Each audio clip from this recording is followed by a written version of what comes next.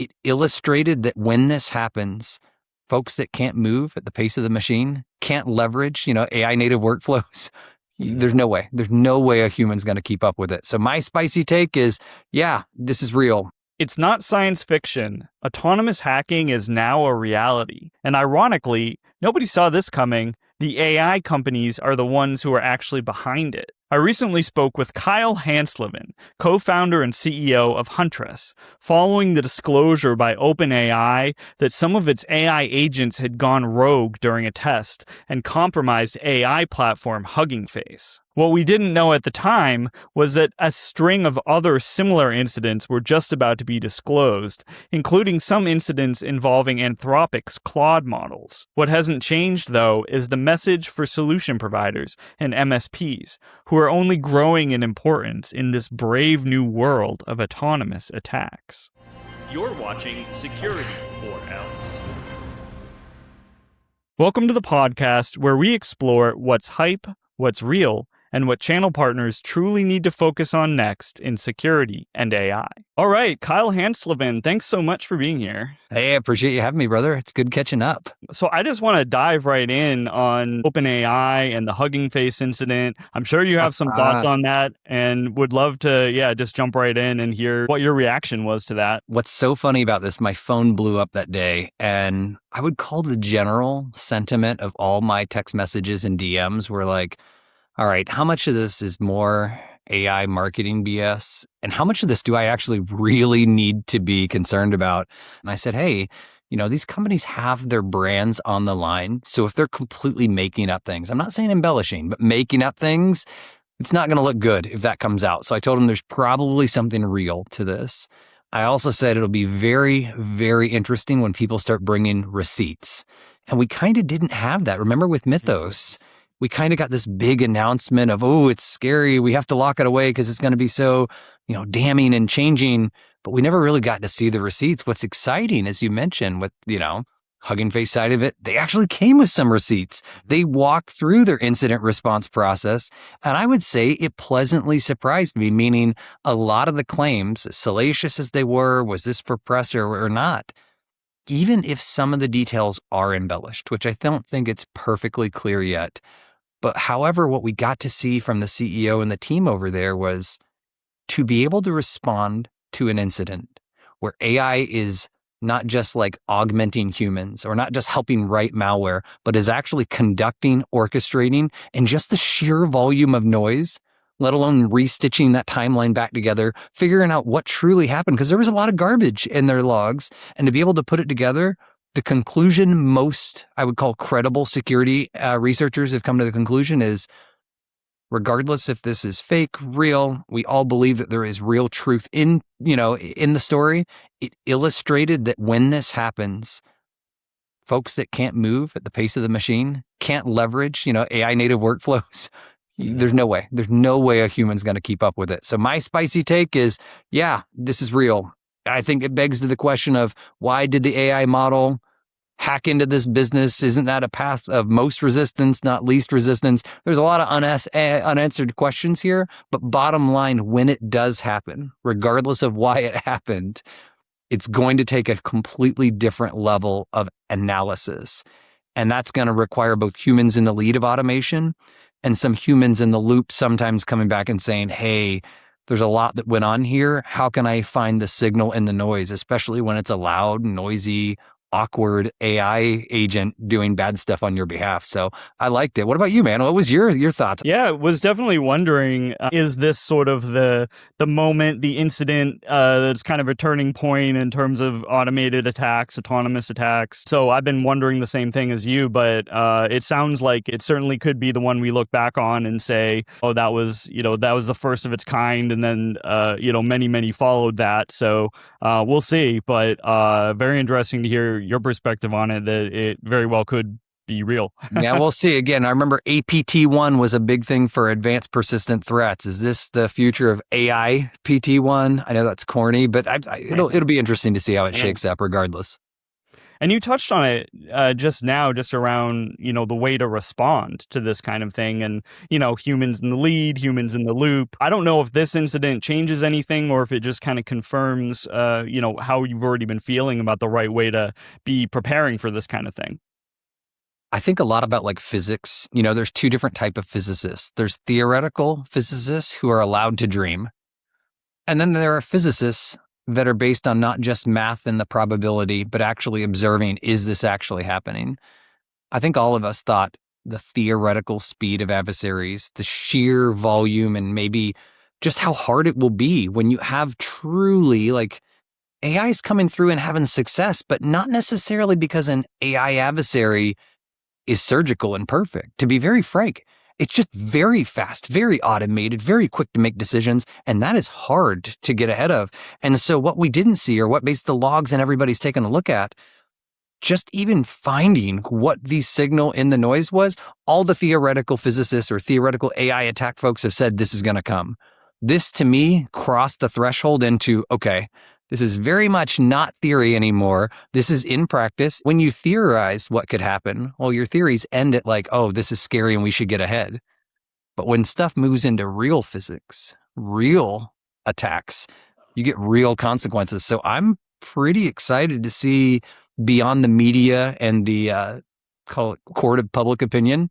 I want to see if there's real teeth, because what happened here is a real example. If it did play out the way that everybody's saying, are we just going to allow crime to happen? And I really want to see, will this go to law? Will this be settled at a band, which I'm worried that's probably what happens, is a private agreement locked under NDA and we never get the answer. But I think that's, to me, why this is such a big breaking moment. Isn't just the fact of it now proves that it's going to take a lot more automation and autonomy to solve this problem. But I think we're starting to get to the beginnings of find out in that FAFO scenario. From your perspective as a defender, I would love to hear what you're advising MSPs and customers to be doing to be ready for this. And do you feel like your perspective on it is maybe a little bit different also than some of the other vendors out there? I'll tell you, I'm very glass half full, but that glass half full has to be earned.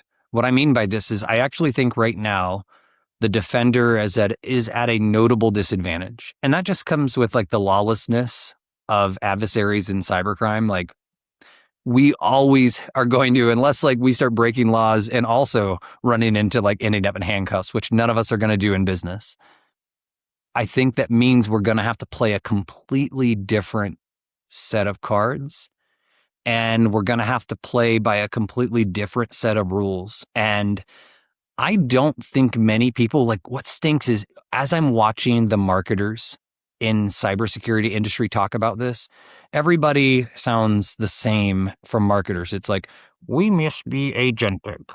We must have many products on a platform. And what I mean by this is like, everybody knows it's table stakes now that you can't just be a single product. If you're a single product company operating in a world where threats are autonomous and rapidly pivot between many domains, from endpoints to identities to data sets to all the different flavors of like how an attack works, you are behind. And while the Fortune 500 will have the budget to glue best of breed products together with like world-class humans and automation and vibe code their own solutions, the 99% of the world will not be able to cross that chasm. And to be very frank, I don't see for the rest of the world that doesn't, exist on these like imaginary budgets that allow them to buy and do anything. Most of us have to change. And the things that I want to go at is, of course, the table stakes answer is anybody for the rest of us, the average person is going to need an agentic platform with many products. But that's not enough. So the things, Kyle, if I could get really sharp of what has to change and where I think most people need to sharpen their pencils on how they're going to stay ahead. One, size does matter. If you have access to larger data, the combination between sometimes, when I say training your own model, it doesn't have to be a general purpose model. We're finding internally, since we have like 11 years of untapped structured data, labeled data, that we can build very surgical pieces for very specific parts of tradecraft that outperform the heck out of the models that exist today on like consider like the Anthropics, right? The Geminis, the OpenAI models du jour. And so I think people have to consider size matters on data, but also size of community.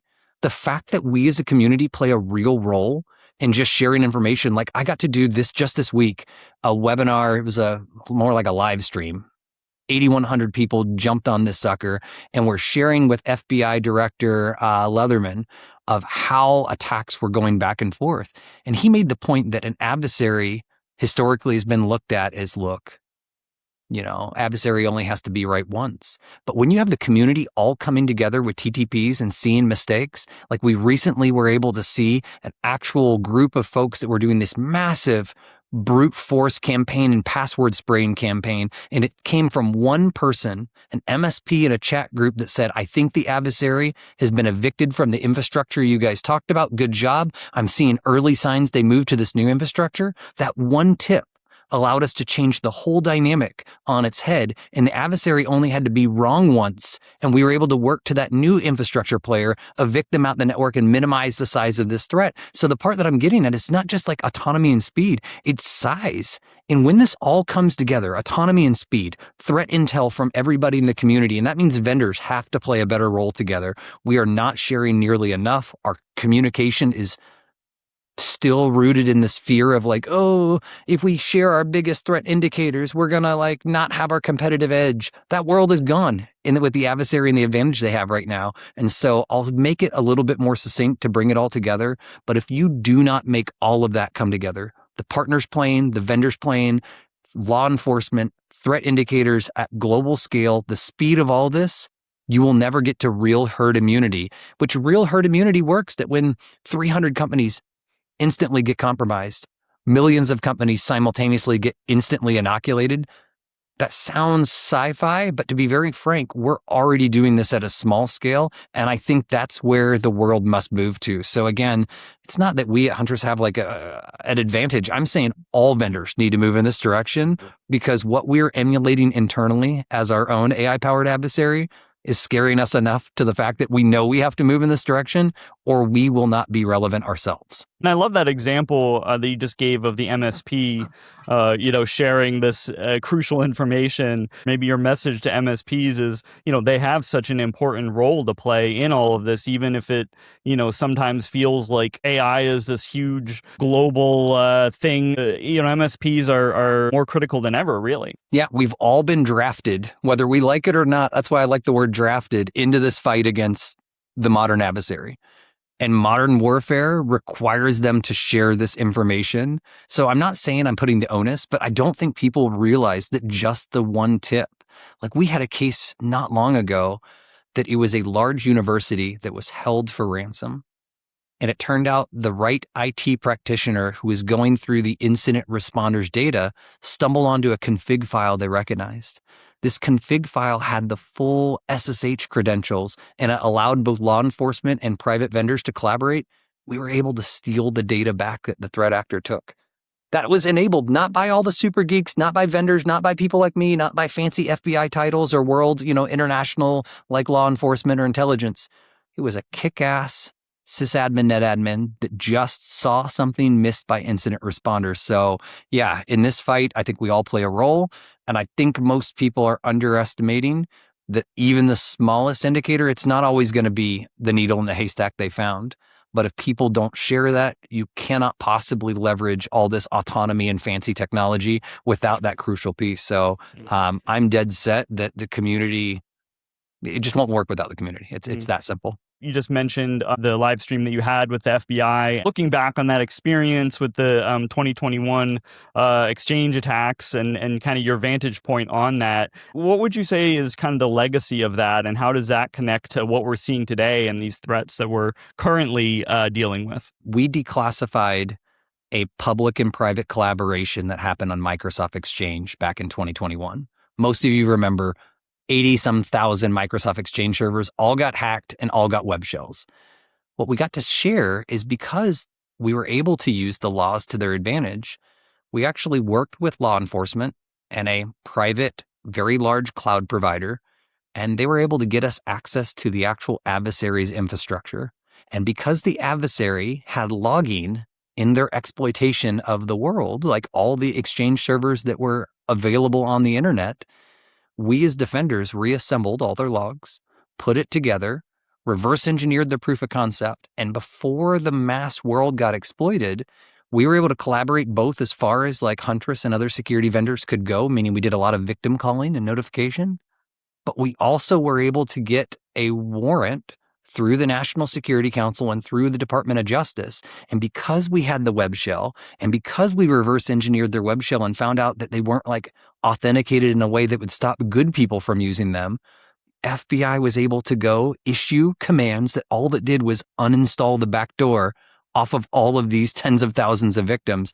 That is a great example of like not only collaboration, but using it at the beginning. And this, by the way, for US law, it's called Rule 41, but many other countries have laws like this. It's a search warrant sometimes used for like rescuing somebody who's kidnapped. And in this case, we actually were able to rescue servers around the world that were backdoored and implanted with a persistent web shell. I think we still have a long way to go, but when you think about what we all should be trying to do, if you fight for the user, you fight for the good,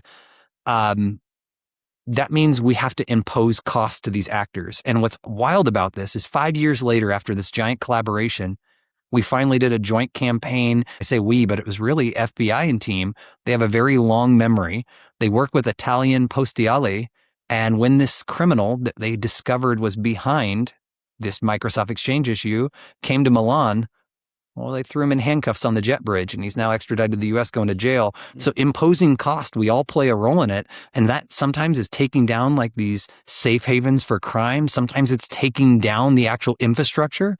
But even some of the small indicators, like for people who are watching this wondering what you can do, we sometimes learn that when you say, hey, my small office, home office router is compromised and it's being used by criminals, when we get enough of those reports, we can put them together, see this as part of a bigger campaign, and then actually execute a much bigger takedown, sometimes collaborating with Microsoft or other big vendors. And it's sometimes literally thwarting nation states. Like the example we talked about yesterday was, Russian GRU, which is an intelligence organization. So anyways, the point I'm getting at is we all play a role, but I think we're just starting to understand just how effective this role can be. So while criminals, they are the earliest and most aggressive adopters of AI, we're also learning as defenders, how do we play on the new playing field? So again, I'm glass half full, and it's going to take a lot of coordination, hopefully before we have a big incident like we were talking about earlier, a true AI PT1 or something like that that wrecks the whole internet. And I would imagine, connecting that prior incident, one can kind of imagine an attack like that with the help of AI.